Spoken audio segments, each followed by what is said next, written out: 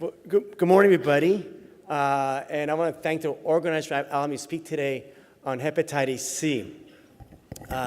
So in the next 20 minutes, we're going to cover three main objectives. We're going to talk about the natural history and the changing of the epidemiology of hepatitis C, how this is evolving.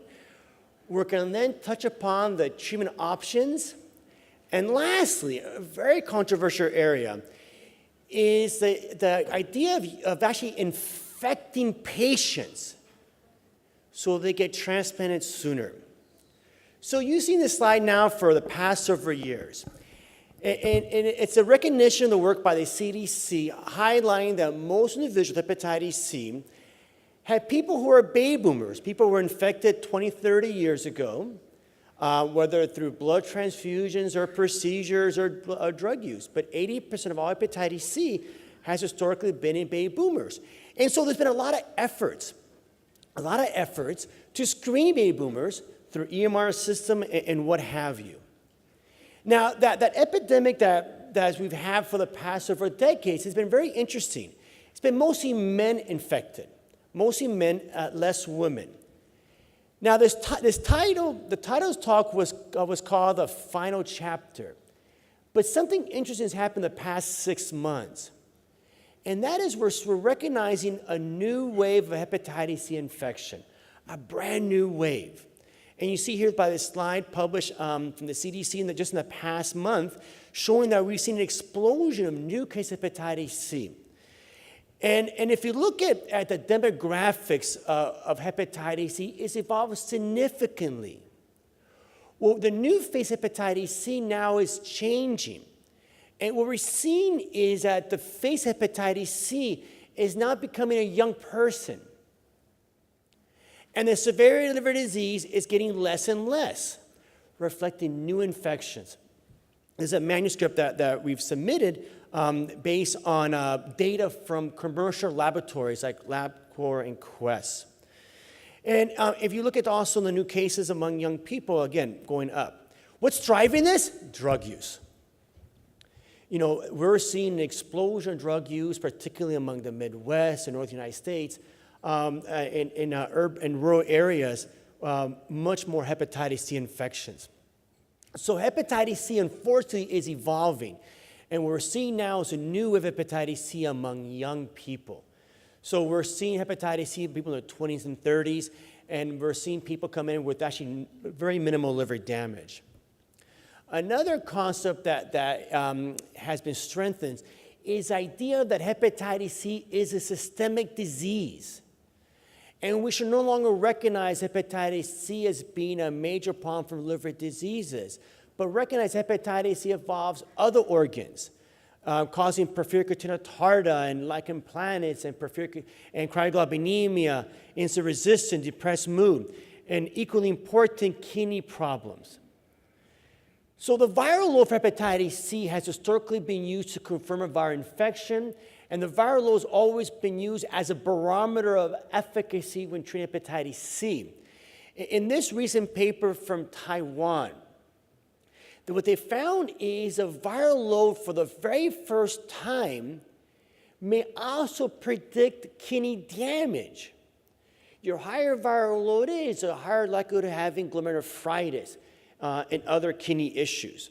So the viral load may indeed one day have prognostic meaning as you would have for hepatitis B or HIV. When we have someone with hepatitis C, the standard of care is assess the amount of liver damage someone has. And as you know, we have a number of modalities for this. We move away from doing liver biopsies and now rely on non-invasive markers. And we have a whole bunch of them. We have the commercial laboratory tests. We have stuff you do on your iPhone or Samsung. We also have imaging looking at liver thickness like FibroScan and MR elastography. It's critical because we're going to talk a little later that curing hepatitis C infection is easy, but we don't always modify the disease. And that's very, very important. Remember, curing hepatitis C infection is easy. The disease is a different story. So today we have a number of regimens, and these are all highly effective, all highly safe and tolerable. And the cure rate across the board is over 95%. So the decision to pick a medication depends on a number of factors, like their genotype, whether they're treatment experienced or not, what they got treated with.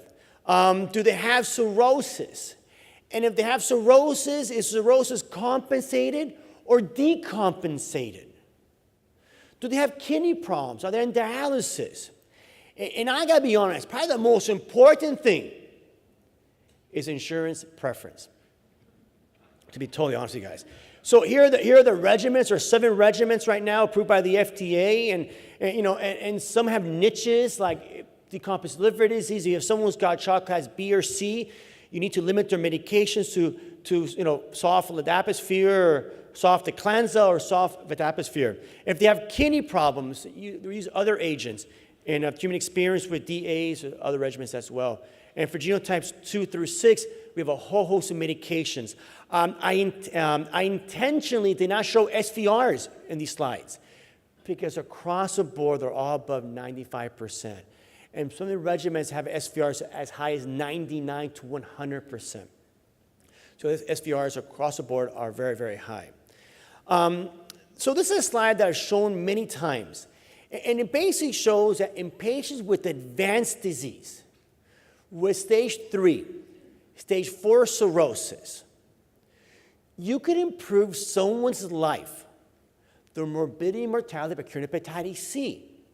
And that's all the data we had on showing the impact of cure on hepatitis C outcomes. Until this previous year, when we had a study from the VA hospital showing for the very first time ever that your survival improves even in those with minimal liver damage, if you follow them long enough. So it's groundbreaking that now we have data showing that not only advanced disease patients benefit, but also people with mild disease have improved survival. Now, this was from a study here published last year in Journal of Hepatology from Seattle. And it addressed a very important issue. As you guys all know, when these drugs were approved, DAAs, there was a lot of initial concern that by curing hepatitis C, you're causing a paradoxical increase in the rate of liver cancer. In fact, even at UCLA, Kevin, where's Kelvin Nguyen? Are you falling asleep, Kevin? Steve, coffee. This guy, wake up. Were you on call last night? All right. So Kevin did a great journal club about a year ago, right, Kevin? And the initial data about using DAs was that it translated to more liver cancer. And this really put the nail in the coffin. It's a huge study by George Nuni and found that, indeed, that's not correct. That by curing hepatitis C, like we've known for 10, 20 years, you actually decrease the risk of liver cancer. So I remember a couple of years ago getting calls from my colleagues. We have a patient with cirrhosis. Should I treat him? I've been hearing reports of more liver cancer. And then today we believe that indeed curing hepatitis C is the standard of care, even with cirrhosis, and you do eventually decrease the risk of liver cancer. Isn't that pretty? Let's do it again. So it took me a long time to figure that out. So let's do it one more time. Let's do it a third time. So the challenge for us, particularly in tertiary centers, UCLA, Cedars-Sinai, USC, Loma Linda, these are great centers, is when do you pull a trigger to start antiviral therapy? Is there a point where no return? Should you treat people who have decompensated liver failure, decompensated cirrhosis? What are the benefits and benefits and risk? So there's been a number of studies showing that even in people with child class B, that you actually benefit patients by curing hepatitis C. Even in people who have liver failure, decompensated liver disease, by curing hepatitis, by eliminating, you improve their Child-Pugh score, and you improve their MELD score. And we're going to show some slides on how that's being transferred to real life. But these individuals who have advanced disease, we should consider treating hepatitis C. The result has been that people are able to come off the liver transplant list. Now, there is a point of no return, right? If someone's got a MEL score of 25, cured hepatitis C is not going to make any big difference. They're going to see the transplant anyway. But people MEL scores in the 15 to 20, they get the benefit. In fact, a study from Europe has shown that people are actually able to get off the transplant list, deactivate. This is from a paper published this month in Journal of Hepatology. And this is data looking at the U.S. experience. And what it found is the need for transplant for hepatitis C has dropped precipitously in the past several years, coinciding with the onset of DAA use. And what's gone up in its place has been the need for transfer of alcohol and fatty liver. I was speaking to Dr. Bevan during the break, and I was commenting that in our last transplant committee last Friday, we presented 15, 20 cases for discussion for transplantation. And would you guys believe that not one single person had hepatitis C? You know what they had? Alcohol. Alcohol. So alcohol has reemerged as the most common need for transplant. And if you walk through ICUs, what we're seeing, where's Dr. Yanni? Where's Bishoy? Don't be shy, Bishoy. All right. When we're walking through ICU, UCLA, they're young. 30s and 40s. Dr. Bevan's hypothesis is these people probably have a concomitant other conditions as well, maybe some fatty liver, other things going on. He may be right. And this is a beautiful slide. And people who are getting transplant hepatitis C, it's a different beast. Reminds me of hepatitis B, where we're no longer transplant hepatitis B when people have liver failure. We're transplanting for liver cancer with hepatitis B. The same is being shown for hepatitis C. If we have a patient that needs a transplant hepatitis C, more often than not, they have liver cancer. They have liver cancer. So it goes back to the idea that we could cure the hepatitis C infection. We don't always modify the disease, the cirrhosis. There's an editorial that Deminda and I published last year in Hepatology and talk about the benefits and risks and the idea of point of no return about treating someone who's very high on the liver transplant list. So not always an easy decision. And this slide here goes over again the continuum. So if you have someone with advanced fibrosis, stage 3 and stage 4, curing hepatitis C is easy. Pills you take between 12 weeks or sometimes 8 weeks, 95% cure, woohoo! But if they've got cirrhosis and they'll have bridging fibrosis, even though they're cured, they can still get liver cancer. It's a continuum of care that doesn't stop at SVR in people who have advanced disease. If you have someone who's got mild liver disease, there still may be a continuation of care. And we're going to talk very shortly about people who are newly infected, the new generation, the new wave of hepatitis C. And the problem we have with that is their reinfection rates are very high. So if you cure someone who's 20 years old, 24, 30, who recently used drugs, that patient's going to be at risk of being reinfected. So the continuum of care means you probably need to still follow them. Or they'll have their primary doctor follow and make sure they still stop using illicit drugs. So we picked all the low-picking fruit. And many of these patients who are baby boomers are patients who are disenfranchised, who are not engaged in the medical system. Patients who are homeless or chronic drug users for many years. And there have been many efforts to have patients like this re-engage the healthcare system. And it's been very difficult. I was in San Luis Obispo visiting an HIV clinic, and they got a grant for $1 million. But by the state of California to treat homeless people for hepatitis C. Great effort. So they will go on their bridges and screen for hepatitis C and give people a voucher for $50. Hey, come back to our clinic. We want to cure hepatitis C. We want to prevent you infecting other patients. No one went back. No one went back. We're in the midst of an opiate epidemic. And if you look at this death rate across the country, it's most centralized in the Northeast United States. And what's happening is, and I was telling our friends from Kaiser, where's John? All right, John. We're talking a couple of nights ago that did you guys know that historically the most common source of an organ transplant was a car accident, unfortunately. You know what it is today? Drug overdose. So many centers are using, younger donors, and they're talking about using hepatitis C positive grafts. So for the past 20 years, 30 years, we've been talking about curing hepatitis C. And now we're playing with the idea of actually infecting someone. Someone who's for instance, the best data we have is on the kidney transplant. There's a paper from New England Journal of Medicine. It actually led to the editor. It's a 2-page article.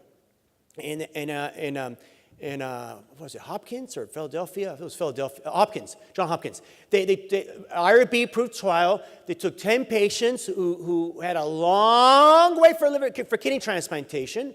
And they go, listen, we could give you hepatitis C kidney. I know you don't have hepatitis C, right? But we'll give you hepatitis C kidney and we'll cure you afterwards. So 10 patients agreed. They got the hepatitis C positive kidney graft, and they got treated right away. All 10 were cured of hepatitis C. So we've talked to our transplant surgeon at UCLA about this, and our kidney transplant surgeons. And for right now, there's not much interest, mostly because we still have a lot of patients with hepatitis C in this state.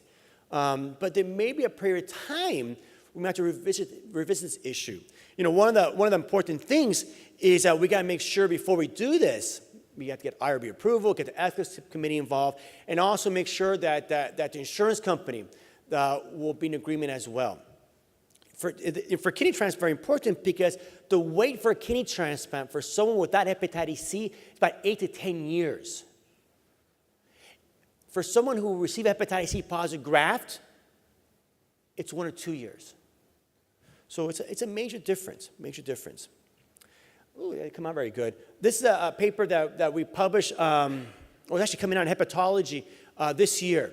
And it argues that we could cure hepatitis C in the United States because hepatitis C meets all the criteria that have been set forth for eliminating an infection or a disease. And what's fascinating is hepatitis C will be the first infection we eliminate with active medications. See, historically, we've eliminated stuff like polio, measles, and mumps through immunization.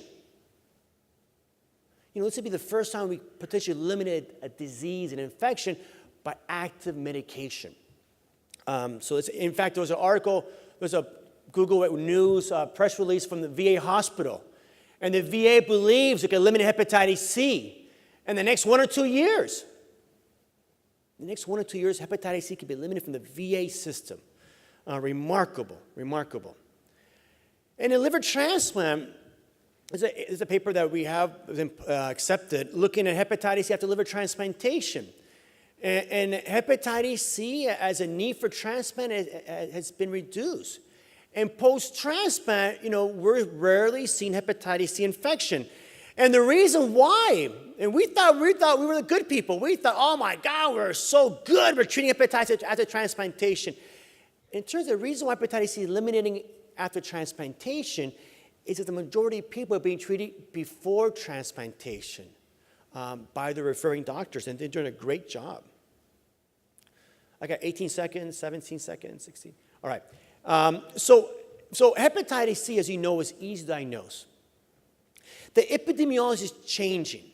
And we need to move away from the idea of just screening baby boomers. And maybe consider screening people, anybody who's at high risk. The goal of therapy is cure. Unlike hepatitis B or HIV, where the goal is long-term viral suppression. Hepatitis is a viral disease, infection you could cure. But don't forget that the disease is a continuum. And curing hepatitis C is easy. But if someone's got established cirrhosis, pre-cirrhosis, still at risk of liver cancer, you need to still follow them. And someone who recently been infected through drug use, they're always going to be at risk for reinfection. All right, at this point, I want to thank you for your attention and pass the mic over to Dr. Akabani and Dr. Hahn. Thank you, everybody.